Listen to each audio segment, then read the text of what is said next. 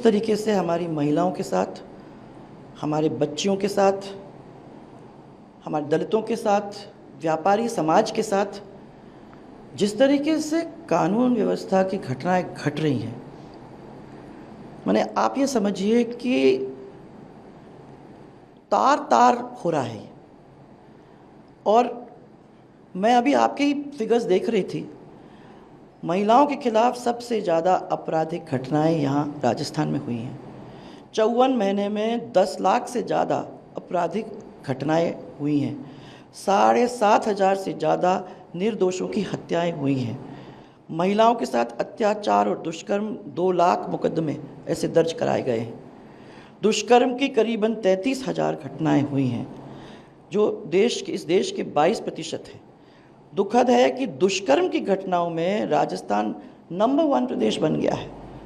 मुख्यमंत्री के गृह क्षेत्र में महिलाओं के खिलाफ अपराध की घटनाएं हो रही हैं, परंतु सब चुप हैं, कोई बोल ही नहीं रहा इस पे। मीडिया की खबरों के अनुसार राजस्थान में प्रतिदिन औसतन 18 से 19 रेप, हर दिन औसतन 5 से 7 मर्डर, और कांग्रेस की गहलोत की सरकार में हजारों महिलाओं के साथ बलात्कार की घटनाएं घटी जा रही हैं, परंतु ना कोई बोल रहा है उनकी सरकार का, ना पुलिस आगे बढ़ रही है।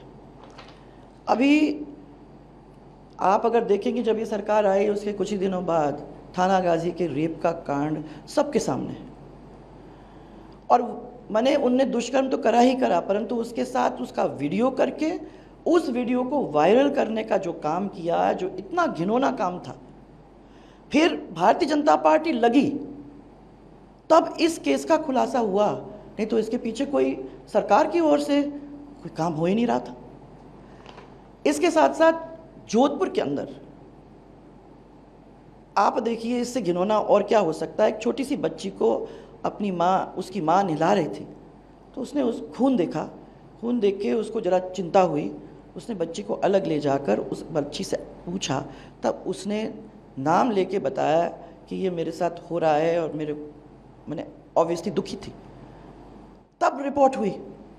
आदमी मैंने बच्चियों को नहीं छोड़ रहे हैं इस प्रदेश के अंदर, और हमारी सरकार बच्चियों को सुरक्षित नहीं रख सकते।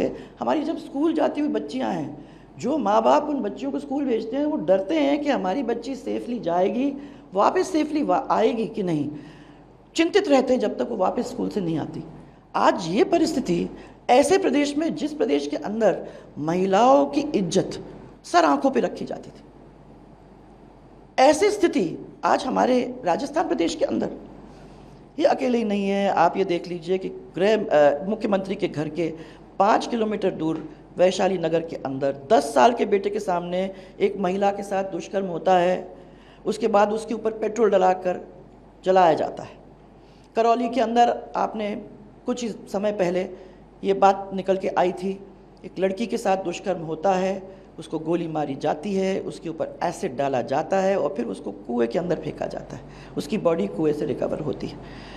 इसी तरीके से आप ये देख लीजिए, एक सिख बच्ची के साथ अलवर के अंदर गैंग रेप होता है और उसके बाद उसका मर्डर कर दिया जाता है। पर उससे और ख़राब एक बच्ची जो रियली भयावह है, दलित युवती के साथ गैंग रेप करके, जिसमें बताते हैं पुलिस वाले भी शामिल थे।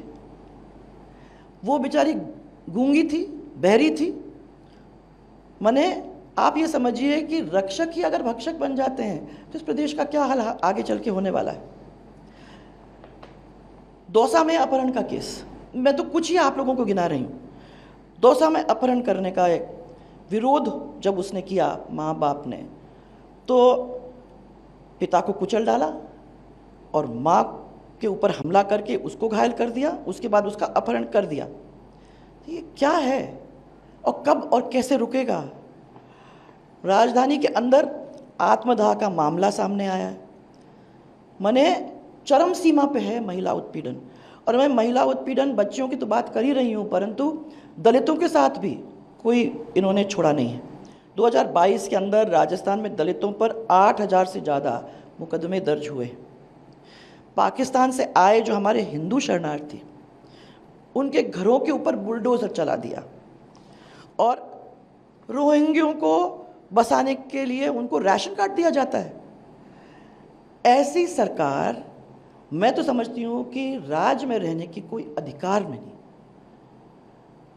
ये तो मैं कुछ ही बातें आप लोगों के सामने रख रही हूँ। मैं तो देख के इतनी आहत हूँ, खुद महिला होने के नाते मैं आहत हूँ कि मेरी महिलाओं के साथ इस तरीके का राजस्थान के अंदर आज काम हो रहा है। ऐसी सरकार को इस कुर्सी में बैठने का कोई भी अधिकार नहीं है। मैं तो समझती हूँ कि शर्म होती तो रिजाइन कर जाती। अरे हम तो फकीर आदमी। हिंदुस्तानी इस्लाम हमेशा मुझे बहुत दुख होता है। खत्म, बाय बाय। कम पढ़े लिखे प्रधानमंत्री